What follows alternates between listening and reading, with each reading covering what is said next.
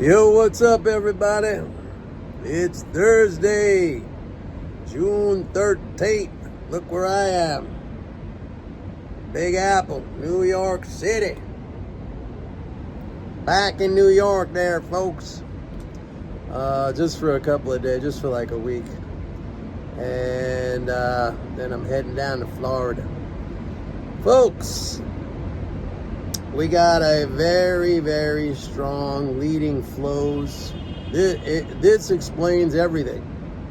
The market is supported by this. I've been saying this now for a while. I'll tell you something that's interesting. Remember that April tax drain? Right, we did have a pretty decent correction. I think it was about a 5% correction back in April when I said that tax drain was hitting. That tax drain still has not been fully recovered.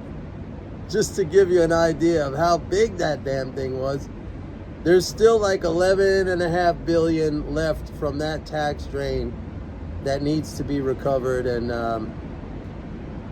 that might not that might not even get recovered because we're going into next Monday. Tomorrow's Friday. Monday's June 17th. That's quarterly corporate tax payments are due. That's another tax drain. So like we're just going, I cannot recall a tax drain, even the big April tax drain, which is the biggest every year. I cannot recall in any time in the past where it's taken this long to recover. But it shows you taxes are taking a big bite, and that's how come net government transfers, aka the deficit, I always talk about that, they're down year over year. But as I said in a couple of videos recently, that contraction has stabilized, at least for now. But it's all about the leading flows. If you think about it in terms of the swimming pool analogy, that pipe that is filling up the pool, the water is coming out really, really fast at very high volumes, okay? And even though the pool is kind of sinking down based on where it was last year, the water level is going down, okay? And it kind of stabilized. It is down. But that flow coming out of that pipe is so strong that it's what's supporting the market. And I know it seems crazy, and a lot of people might feel that it's not normal and it should stop. But this is very interesting. I have to say that years ago, I taught a course in behavioral economics. I think I told this story before, but I'll tell it again for those of you who are new, okay? And one of the things I did in my course to show how people are kind of like programmed with their own internal expectations, right? That if something continues, if a pattern continues, it has to stop, okay? Like people do this in betting, like when they're rolling dice, like, okay, snake eyes came up 3 times in a row. It has to, be something else. It doesn't have to. Each event is is a separate event. But anyway, what I did in this course, I chose somebody from the class. I said, who wants to participate? So they raised their hand. And I said, go outside, and I want you on a piece of paper, I want you to flip a coin and write down the sequence heads and tails, okay? Flip it 25 times, write down the sequence heads and tails, okay? Then I want you to make something up. Don't flip the coin, just make it up. So the guy goes out, he does it, he comes back in. I didn't see what he did. He gives me the 2 pieces of paper with the one with the actual coin flip, one with the made up coin flip, and every single time I was able to determine which one was made up. And you know how I was able to determine that? Because the one that was made up, it had like, heads, tails, heads. It's like the way we think that if something is like 3 or 4 times in a row, it has to be the other way. And the actual coin flip, even though it's a 50-50 over a long period of events, you can have like 8, 9, 10 in a row. You can. Over a long sample of events, yeah, it's going to come out to 50-50. Unless there's something wrong with the coin, it's weighted or something.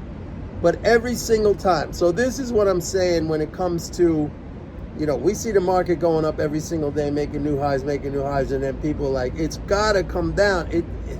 It doesn't necessarily have to come down. It will come down. It will. Look, this gets back to something I've been telling you guys like many, many times. If you're patient, the market will always give you an opportunity. I know right now it's hard to believe, people ask me like, when can we buy in, when there's going to be a correction. Gold is a good example because gold ran up, right? Earlier, last month? It went to new highs, like 24.50 or something like that. And then I had people asking me like, should we buy it? Should we buy it? And I'm like, no, man. And I know it was very frustrating for them. I said, it's going to pull back. You got to just have patience. You got to have discipline. You got to have self-control. And now it's down to the low 2300s, and I still think it could go down. By the way, silver, if you look at what's going on in silver, banks are the most short silver in 6 years. Now, ordinarily, when when an entity has a big concentrated position like that, I would say chances are it's a good deal to bet against it. But the banks, they can manipulate price, and when you have these strong money guys like producers, I always talk to you guys about producers when it comes to physical commodities, banks too, because they finance the they finance the exploration for metals and stuff, and transportation and commercialization of all these commodities. They're very, very involved in these markets. You don't want to bet against the banks, and you don't want to bet against the producers. You want to go with them. You want to bet against the speculators when they're really, really concentrated heavy in a particular position direction. But the banks and the producers, you don't want to go against. And the banks are very, very short silver. It's gonna go down. You'll have a better opportunity. All right. So when it comes to the stock market, I'm just telling you this right now, that leading flows are very, very strong. Plus, you have another thing going on right now, which is the whole monetarist zombie psychosis, where they're wishing, they're hoping, they're waiting, they're expecting the Fed to cut rates. All right. And yesterday I wasn't able to do a video, but yesterday was the end of that Fed meeting for this month, and like I say always, I don't pay attention because it's just volatility. It's up and down, up and down, up and down. I mean, the statement comes out, they do one thing, then Powell makes his press conference, they do another thing. Then after the press conference, the media, spins it a different way, then they do another. It's silliness. It's silliness. What's interesting to me is that the Dow Jones Industrials is not following the S&P and the NASDAQ. I don't necessarily know if that's a particular signal. Okay, in my old days, when I was not very experienced or still somewhat of a novice, I would say, oh, that's a sign that the NASDAQ and the S&P are going to come down because look at the Dow. But not necessarily. I mean, it could be the Dow that ends up making up the difference and going up to new highs. So not necessarily. And the Dow, that's only 30 companies, 30 industrials, all right? Much broader representation of the economy in the NASDAQ, particularly the NASDAQ now with technology. I mean, technology is really the driver of the economy. And the S&P 500. There's things to buy out there, folks. I mean, like, the banks are not really participating very much in this rally. Energies are not really participating much in this rally. I mean, they're kind of lagging behind. There's stuff to buy out there. Like, you don't have to be chasing after NVIDIA, which, by the way, did its 10-to-1 split. I'm waiting for that to come down a little bit more. All right? Because next week is the quarterly corporate tax drain, and I think we get a pullback. But right now, the way things are structured fiscally, and also if you want to throw in the monetarist psychosis that they're all waiting for a Fed rate cut, and I don't even like to I hate to throw that in. I don't want to. I mean, look, fiscally, it's still very positive. It's still very positive, and you don't have investor sentiment, it's market psychology. It's not really extremely bullish. I mean, I just looked this morning at the AAII weekly sentiment survey. Not extreme, okay? Low level of bears, not extremely low.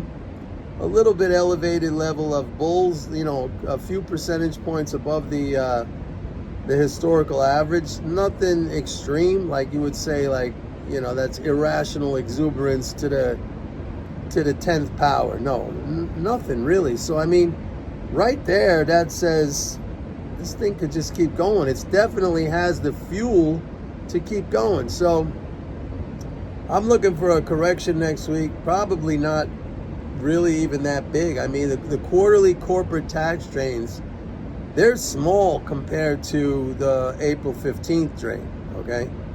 So we should get a correction off of that, and that's just going to offer up another buying opportunity. Like, you look at these, like, I look at Apple, man. If you've been following Apple over the last week, I mean, insane. If you talk about the market giving you opportunities, you had months to buy Apple between like 175 and you know, 195. And then it shot up like a moonshot, like straight up. And you're talking about a stock, you're talking about a 3 trillion market cap stock. I mean, the market was handing you this Apple opportunity on a silver platter. And now they're chasing after it. But I mean, that's what I'm talking about. You have to be observant for these opportunities. They're there. I mean, you can't sit around and say, oh, it's going up, I got to run after it. No, I mean, look, I'm telling you about the banks, I'm telling you about the energies. The same thing could happen down the road. Okay, the home builders are not doing that great right now. They're kind of correcting. There's opportunity in there.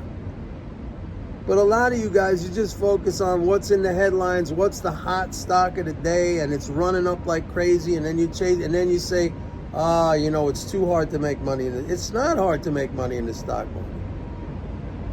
The stock market is amazing. It is the greatest wealth creating mechanism, and it's very, very democratic. In spite of what you might be thinking, it is. Anyone could get involved. I always say time makes you rich, not timing. Time. You buy good assets, you accumulate them over time, you hold on to them. How much easier can it be? And you act in a way where you are disciplined and you have patience, and you're not running around willy-nilly, and you're not all hyper emotional about everything. And you know, it's not all doom and gloom and horror, like, and don't go short. This is a country of growth, okay? Growth in every aspect. economically, population, innovation, all kinds of things. So why do you short growth? I don't understand. Yeah, there could be periods when economy goes in recession. I don't see that happening right now simply because these flows are too strong. Now, if the net transfers come way down, like now we're down like 185 billion. It's a big number, but it's not like the 1.7 trillion we had in 2022. Okay, it's a tenth of that. So it's reflected in the fact that the economy is not growing as fast as it was in the COVID stimulus days, okay? Everything makes sense. It's all logical if you think about it. So I want you to just have patience. There's opportunities out there. By the way, I don't put all this stuff out in the, I send it out in my report. I send it out in my emails. I send out stocks. I send out, what levels, commodities, gold, silver, oil, blah, blah, blah, all that stuff. You want that? You got to go sign up. It's worth it. You learn something. You learn a lot. You know how many very, very nice emails I get from people telling me, like, you taught me so much stuff. I see the world in a completely different, or at least the economics in a completely different perspective. Thank you. And I'm not doing this to pat myself on the back. I'm just saying, like, I'm a big proponent of education and self-improvement. Constant self-improvement. So anyway, that's it for today. Please like and subscribe if you choose to. It helps the channel enormously. I appreciate it. I appreciate all you guys. And don't forget, go to my website, pitbulleconomics.com. Sign up for a 30-day free trial for MMT Trader. I'll see you tomorrow. From New York, live from New York. Well, not live, but from New York. Bye.